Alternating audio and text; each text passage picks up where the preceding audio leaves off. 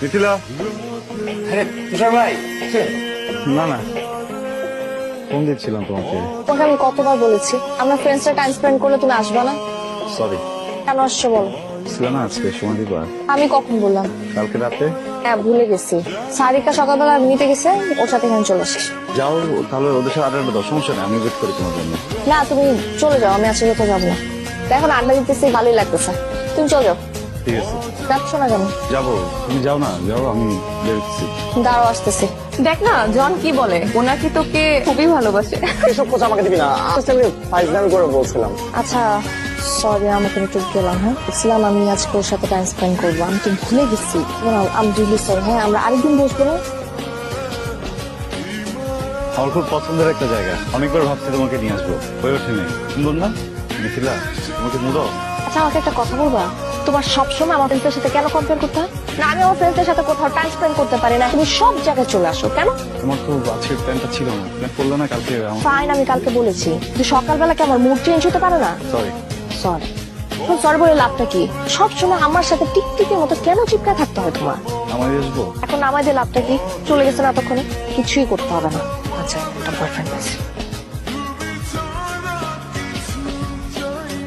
এই যে আপনার সমস্যাটা কি বলেন তো? আমি আপনাকে কতক্ষণ ধরে ফোন দিয়ে যাচ্ছি, দেখেন আমার এক্সামে এমনিতে লেট হয়ে গেছে, আমি এক্সামটা শুরু হয়ে গেছে, আপনি প্লিজ স্টার্ট দেন তাড়াতাড়ি। স্টার্ট দেন না, চলেন। ম্যাডাম কোথায় যাবেন? কেন আপনার র্যাপিড ডেস্টিনেশন দেওয়া ছিল না? হ্যাঁ ওটা তো দেওয়া ছিল, বাট আমার ডিসপ্লেটা ভেঙে গেছে। শান্তমরিয়াম যাবো, উত্তরা। হ্যালো, বাসা সামনে মানে? বাইক সাইড করেন। কেন? বাইক সাইড করতে বলছি, করেন। Wait wait wait wait wait আপনি কে? ড্রাইভার। আমি অ্যাপে যে ড্রাইভারকে কল করেছিলাম, আপনার সাথে তুই ড্রাইভার না, তুই যাচ্ছিলেন আমাকে। নিয়ে যাচ্ছিলেন। আপনি বলবেন না আমাকে যে আমি ভুল আপনার বাইকে উঠে গেছি, লেট হয়ে গেছে তার উপর? আপনি কেবল সময়টা দিচ্ছেন। আমি সময় দেইনি, আমার তো জায়গায় অন্য গাড়ি নিয়ে নিচ্ছি। ম্যাডাম পারবেন না এখানে, আমি নামা দিই। আপনার নামা দিতে হবে না, আপনি যান এখান থেকে। আপনার মতলবটা কি?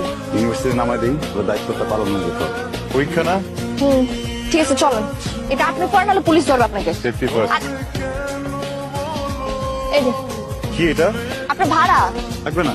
আমি কি ফ্রি আসবো নাকি? তাতে দেখেন আপনি যে আমাকে এখানে না বলে নিয়ে আসছেন, এটা আপনার শাস্তি। ধরেন এই যে আপনি আমার ক্যাম্পাসের সামনে দাঁড়ানো, স্যার আমি কিন্তু আমার ফ্রেন্ডদের ডেকে আপনার চরম লেভেলে ইনসাল্ট করবো।